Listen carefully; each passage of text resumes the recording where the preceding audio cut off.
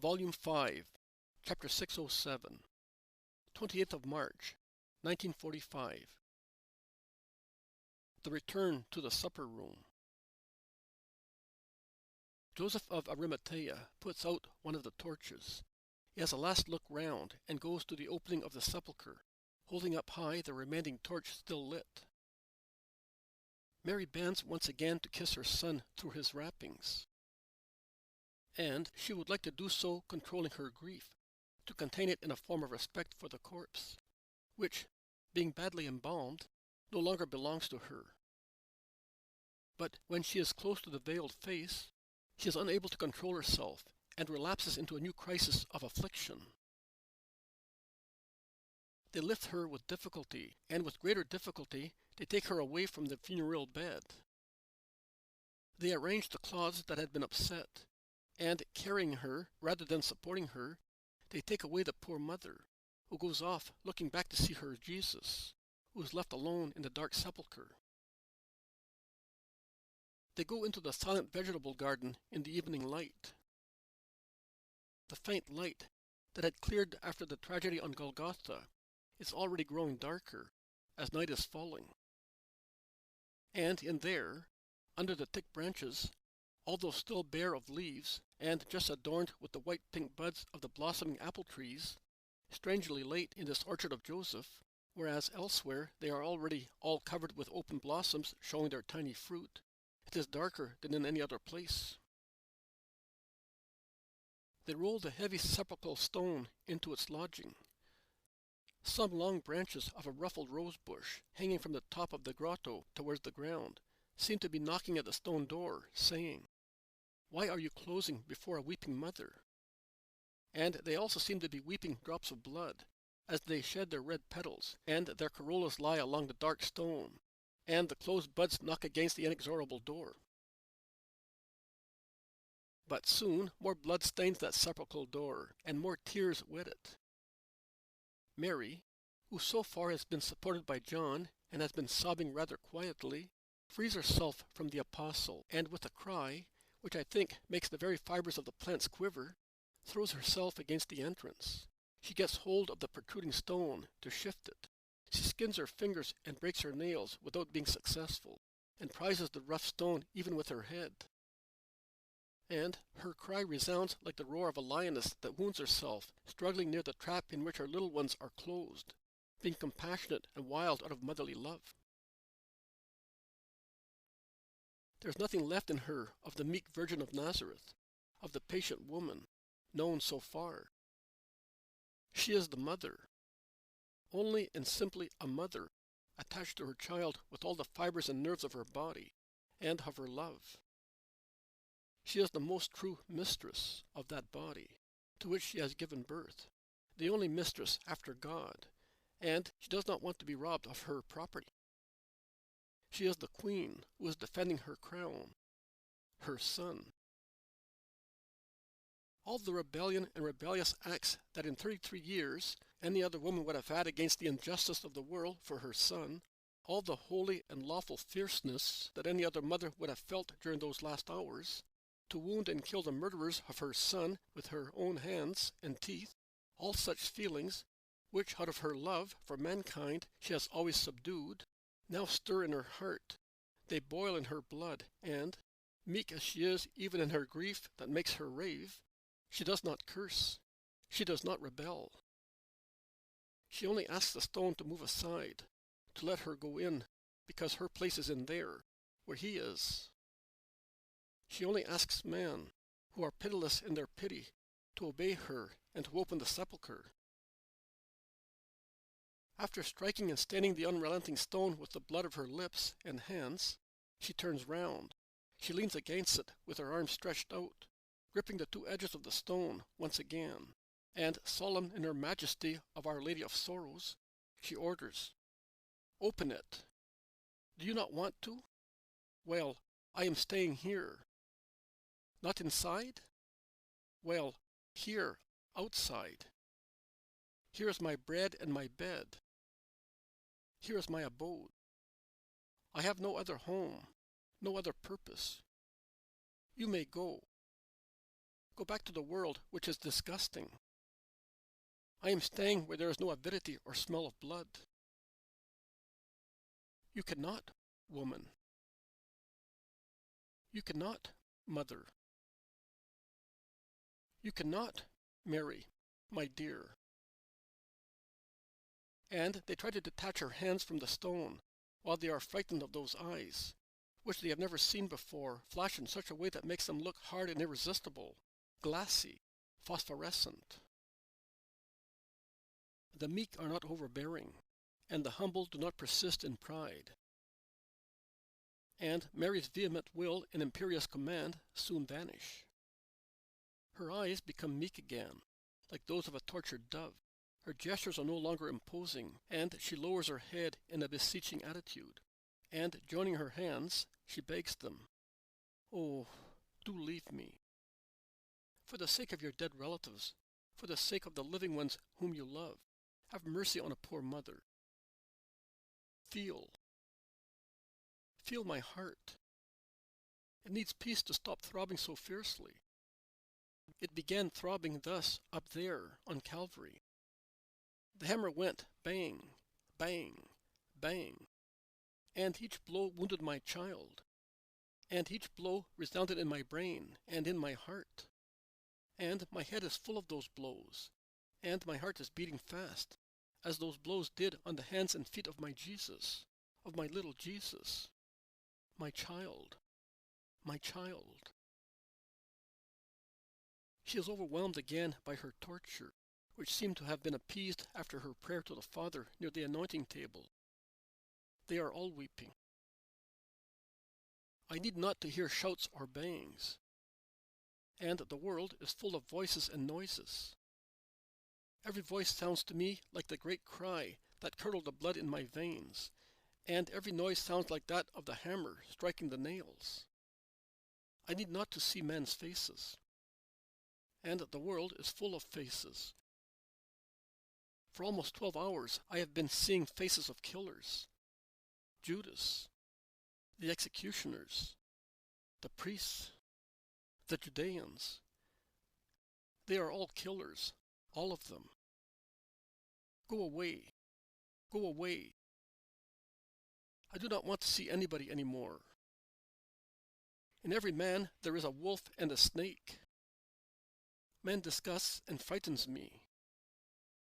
Leave me here, under these quiet trees, on this flowery grass. Before long, the stars will begin to shine. They have always been his friends and mine. Yesterday evening, they kept us company in our lonely agony. They know so many things. They come from God. Oh, God, God. She weeps and kneels down. Peace, my God. I am left with nothing but you. Come, my daughter. God will give you peace. But come. Tomorrow is the Passover Sabbath. We shall not be able to come and bring you food. Nothing. Nothing. I do not want any food. I want my child. I will appease my hunger with my grief. I will quench my thirst with my tears. Here. Can you hear how that horned owl is weeping? It is weeping with me, and before long nightingales will be weeping. And tomorrow, in the sunshine, woodlarks and blackcaps and all the birds he loved will weep, and doves will come with me to knock at this stone and say, "Rise, my love, and come. Love, who are in the large fissure of the rock, in the hiding place of the ravine, let me see your face, let me hear your voice." Oh, what am I saying? They also, the wicked killers, have called him with the words of the canticle. Yes, come, daughters of Jerusalem, to see your king with the diadem with which his fatherland crowned him on the day of his wedding with death, on the day of his triumph as Redeemer. Look, Mary, the guards of the temple are coming. Let us go away, so that they may not scorn you." The guards? Scorn? No. They are cowardly. Yes, cowardly. And if I, dreadful in my grief, should march against them, they would flee like Satan before God. But I remember that I am Mary, and I will not strike as I would be entitled to. I will be good, and they will not even see me. And if they see me and ask me, "What do you want?" I will say to them, "The charity of being allowed to breathe the balmy air coming out from this fissure." I will say, "In the name of your mothers." Everybody has a mother. Also the pitiful robber said so. But these men are worse than robbers. They will insult you. Oh, and is there still an insult of which I am not aware, after 2 days? It is the Magdalene who finds a reason capable of bending the sorrowful mother to obedience. You are good, you are holy, and you believe, and you are strong. But what are we? You are aware of it. The majority have run away.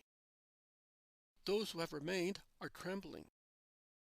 The doubt, which is already in us, would overwhelm us. You are the mother.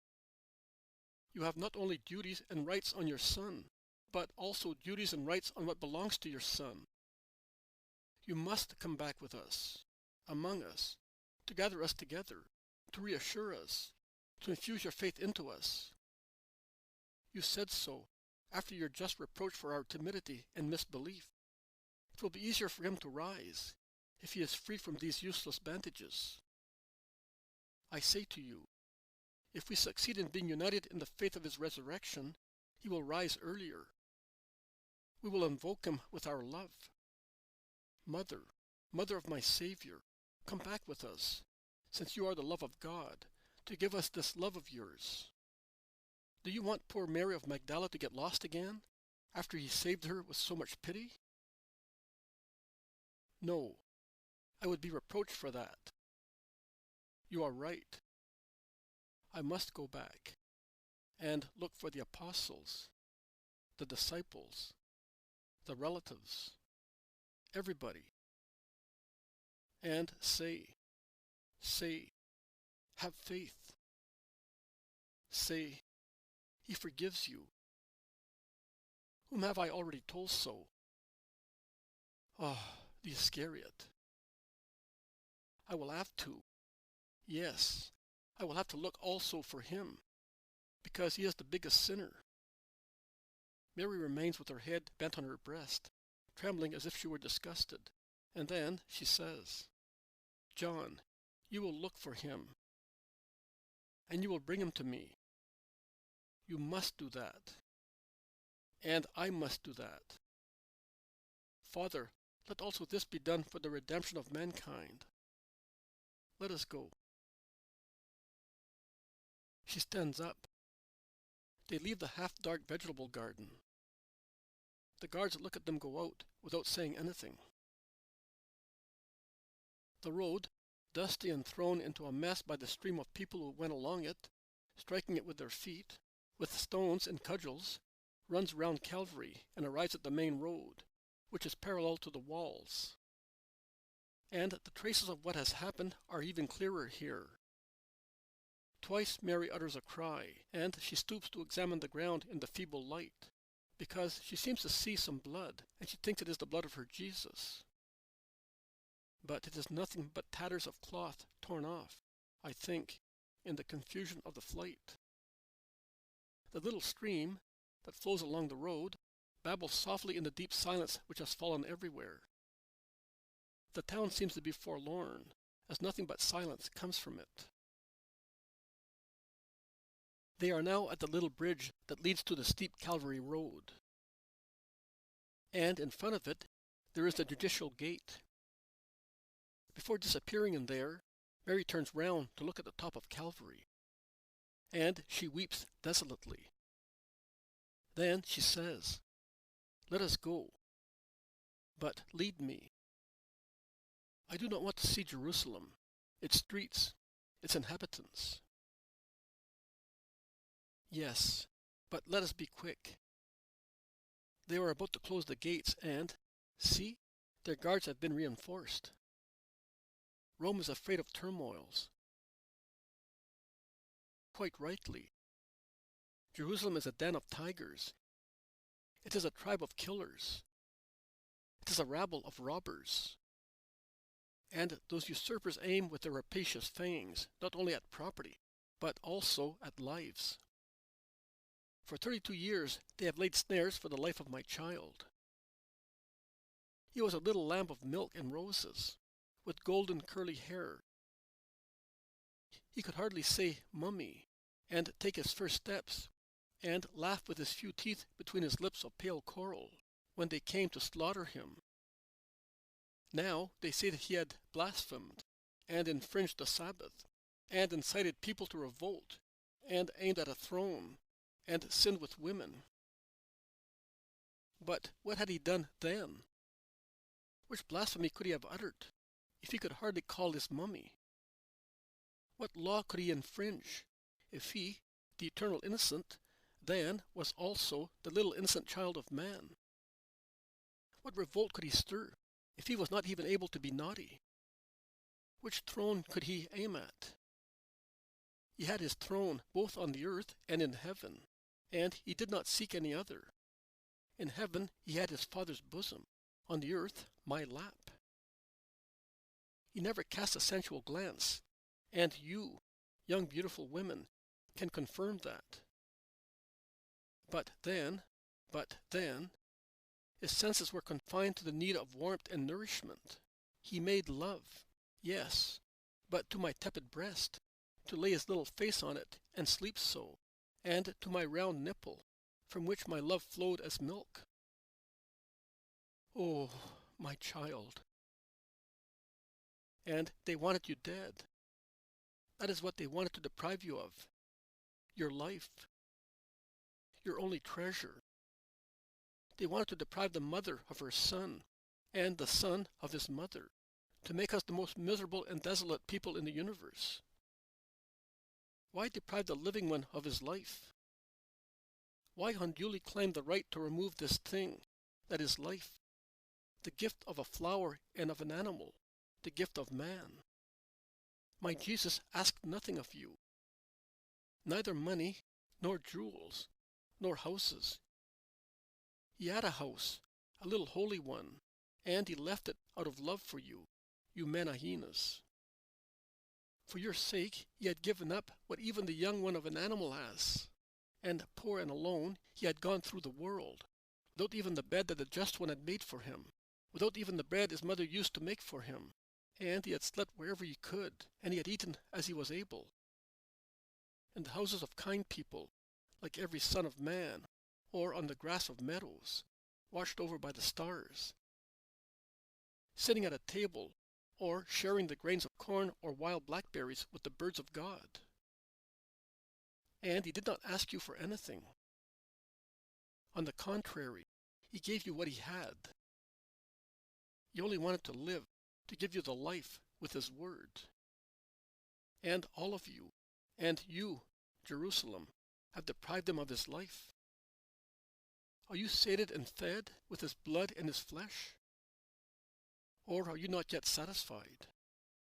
And you, a hyena after being a vampire and a vulture, do you want to feed on his corpse? And not yet satisfied with opprobrium and tortures, do you still want to be pitiless and take delight in disfiguring his remains and seeing once again his spasms, his sobs and convulsions in me, the mother of the murdered one? Have we arrived? Why are you stopping? What does that man want of Joseph? What is he saying? Joseph, in fact, has been stopped by one of the rare passers-by, and in the dead silence of the deserted town, their words are heard very clearly. It is known that you have entered Pilate's house. You are a violator of the law. You will answer for that. Passover is interdicted to you. You are contaminated. And you too, Alkai. You have touched me, and I am all covered with the blood of Christ and with the sweat of his death. Ah, horror! Away, away with that blood! Be not afraid. It has already abandoned and cursed you. And you as well, you cursed one. And now that you are flirting with Pilate, don't think that you can take the corpse away. We have taken the necessary steps to ensure that the story comes to an end. Nicodemus has approached them slowly, while the women have stopped with John, leaning against the closed portal. We have seen that, replies Joseph. Cowards, you are even afraid of a dead body. But of my vegetable garden and of my sepulchre I do what I like. We shall see. We shall see. I will appeal to Pilate. Yes, fornicate with Rome now. Nicodemus moves forward. Better with Rome than with the demon, as you deicides do. In any case, tell me, how come you are plucking up courage again? A moment ago you were running away, a prey to terror. Are you recovering already? Is what you had not sufficient yet? Was your house not burnt down? Tremble. The punishment is not over. On the contrary, it is coming. Like the nemesis of the heathens, it is impending over you. Neither guards or seals will prevent the avenger from rising and striking. Cursed! Helkai runs away and goes and knocks against the women. He realizes that and utters a dreadful insult against Mary. John does not say one word. With the leap of a panther, he clings to him and knocks him down and, pressing him with knees and holding his hands round his neck, he says to him, "Ask her to forgive you, or I will strangle you, you demon." And he does not relax his hold until the other, pressed and half choked by John's hands, utters gaspingly, "Forgive me." But his cry has attracted the attention of the patrol. "Halt there! What's happening? Further seditions? Stand still, all of you, or you will be struck. Who are you?" Joseph of Arimatea and Nicodemus, who have been authorized by the proconsul to bury the Nazarene who has been put to death. And we are coming back from the sepulchre with his mother, a son, and women relatives and friends. This man offended the mother and has been compelled to ask her forgiveness. Only that? You should have cut his throat. You may go. Soldiers, arrest that man. What else do these vampires want? Also the hearts of mothers? Hail, Judeans. How horrible. But they are no longer man. John, be good to them. Take into consideration the memory of me and of my Jesus. He preached forgiveness. Mother, you are right.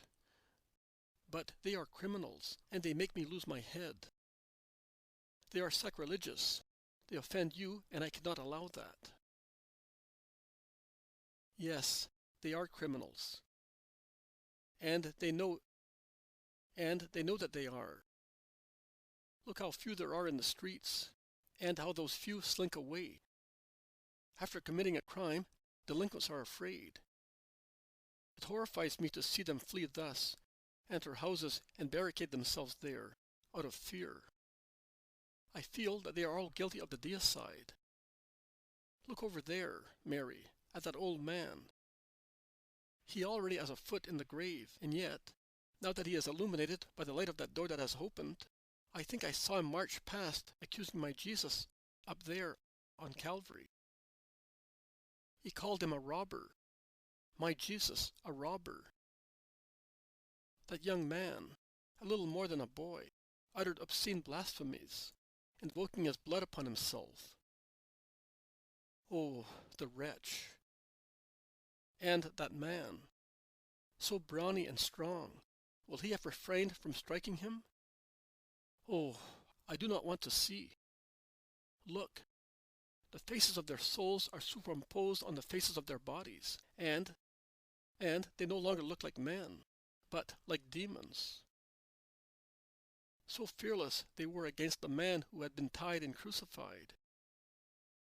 And now they run away. They hide themselves. They shut themselves up. They are afraid. Of whom? Of a dead body. He is nothing but a dead body, as far as they are concerned, because they deny that he is God. So, of what are they afraid? Upon whom are they shutting their doors? Upon remorse. Upon punishment. It is of no avail. Remorse is within you, and it will follow you forever. And the punishment is not a human one. And locks and sticks, doors and bars are of no use against it. It descends from heaven, from God, the avenger of his sacrificed Son, and it penetrates through walls and doors, and with its heavenly flame it marks you for the supernatural punishment awaiting you. The world will come to the Christ, to the Son of God, and mine. It will come to him whom you have pierced, but you will be those marked forever, the Caïns of a God, marked as the dishonor of the human race. I, who was born of you, I, who am the mother of everybody, must say that with regard to me, your daughter, you have been more than stepfathers, and that, in the immense number of my children, you are the ones who impose the greatest fatigue on me in receiving you, because you are soiled with the crime against my child. Neither do you repent, saying, you are the Messiah. We acknowledge and worship you. Here is another Roman patrol. Love is no longer on the earth. There is no more peace among men, and hatred and war are agitated like those smoky torches. The rulers are afraid of the unrestrained crowd. By experience, they know that when that wild beast named man has tasted the flavor of blood, he becomes avid of slaughter. But be not afraid of these men. They are neither royal lions nor panthers. They are very cowardly hyenas. They rush upon defenseless lambs. But they are afraid of the lion, armed with lances and authority. Do not fear these creeping jackals. The sound of your steps with hobnailed boots puts them to flight, and your shining lances makes them meeker than rabbits. Those lances. One of them split the heart of my son. Which of them? Their sight pierces my heart. And yet I should like to have them all in my trembling hands, to see which is the one that still has traces of blood, and say, it is this one. Give me it, soldier. Give it to a mother in remembrance of your faraway mother, and I will pray for her and for you. And no soldier would deny me it, because they, the men on the warpath, were the best during the agony of the son and of the mother. Oh, why did I not think of that up there? I was like one whose head had been struck. It was already stunned by those blows. Oh, those blows! Who will grant me not to hear them any more, here in my poor head? The lance. How much I would like to have it. We can look for it, mother. The centurion seemed to be very kind to us. I do not think that he will deny us it. I will go tomorrow. Yes, John. I am poor. I have only a little money. But I will deprive myself of it, to the last farthing, to have that lance. Oh, why did I not ask for it then?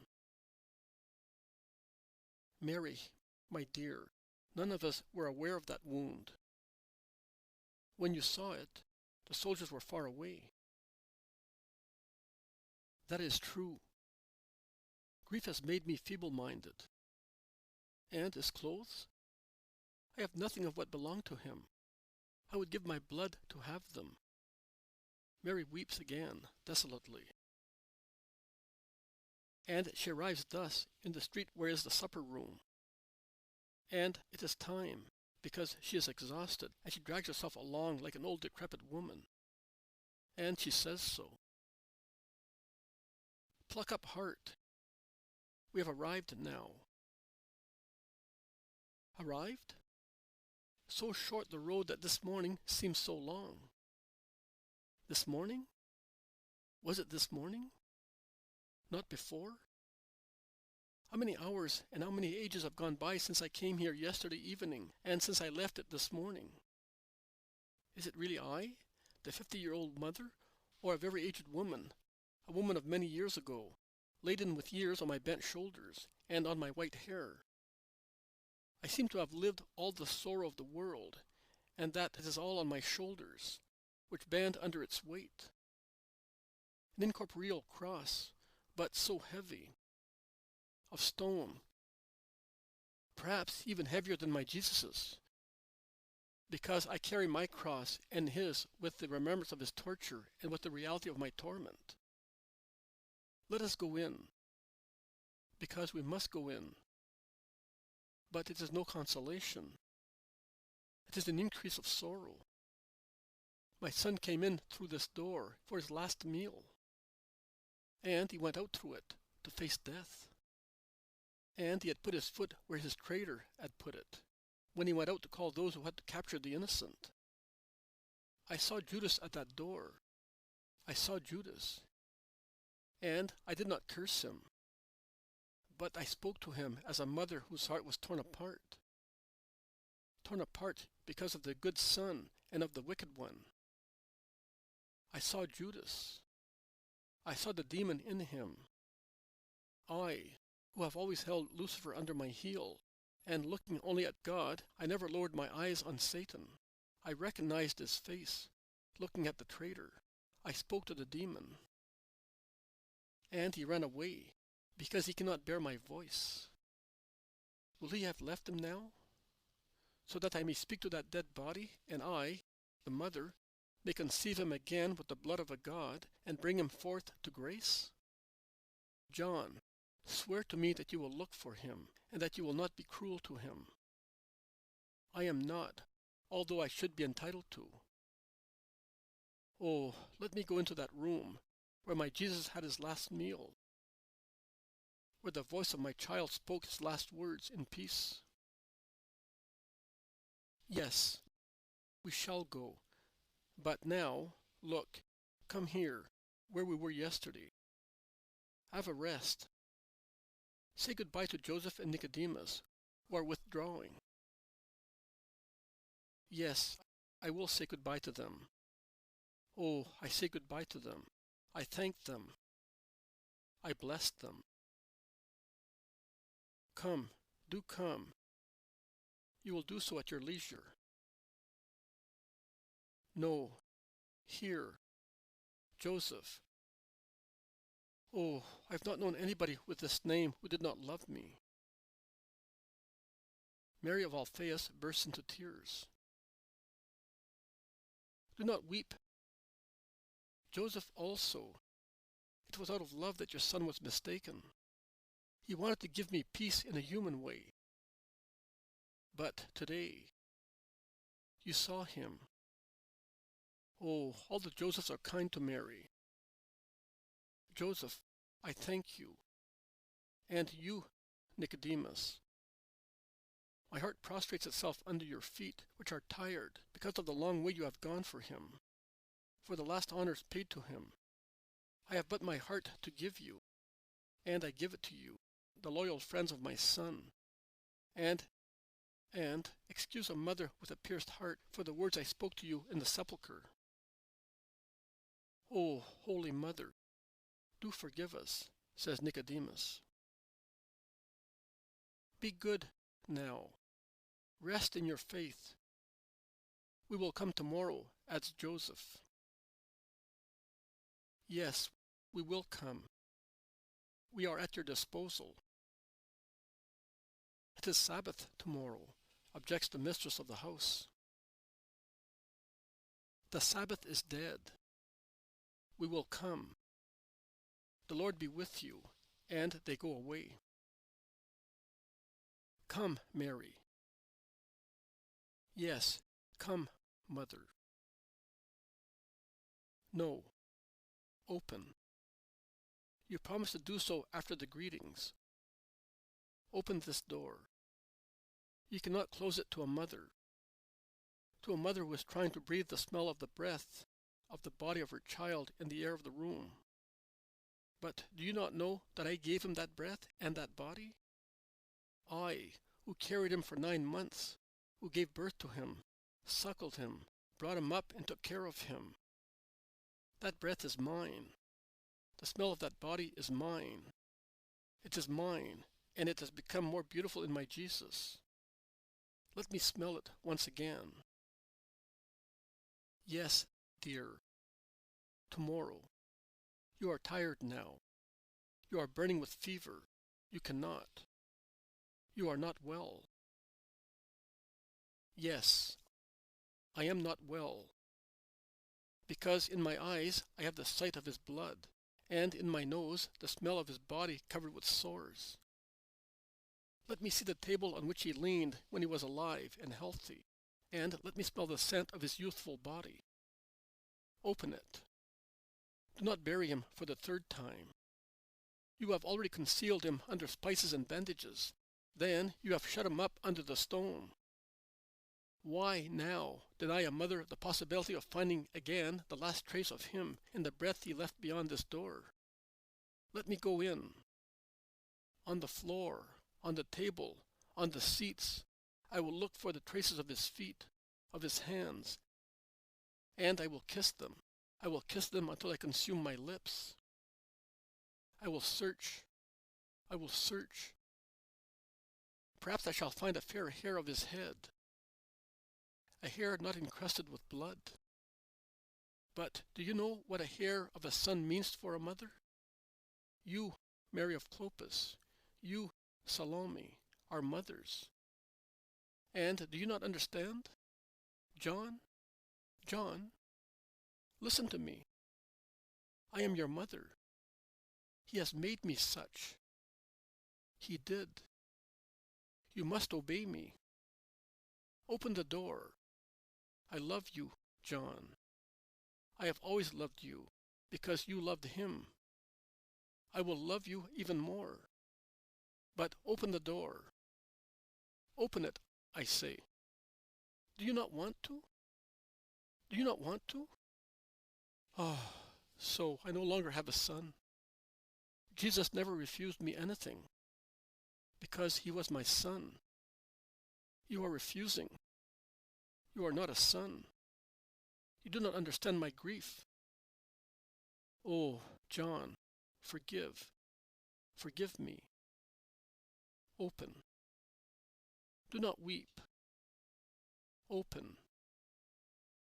Oh, Jesus, Jesus. Listen to me. Let your Spirit work a miracle. Open to your poor mother this door that nobody wants to open. Jesus, Jesus. With clenched fists, Mary knocks at the little closed door. It is a paroxysm of torture until she turns pale and, while whispering, "Oh, my Jesus, I am coming, I am coming," she collapses without strength into the arms of the weeping women, who support her to prevent her from falling at the foot of that door, and they carry her thus into the room in front of it.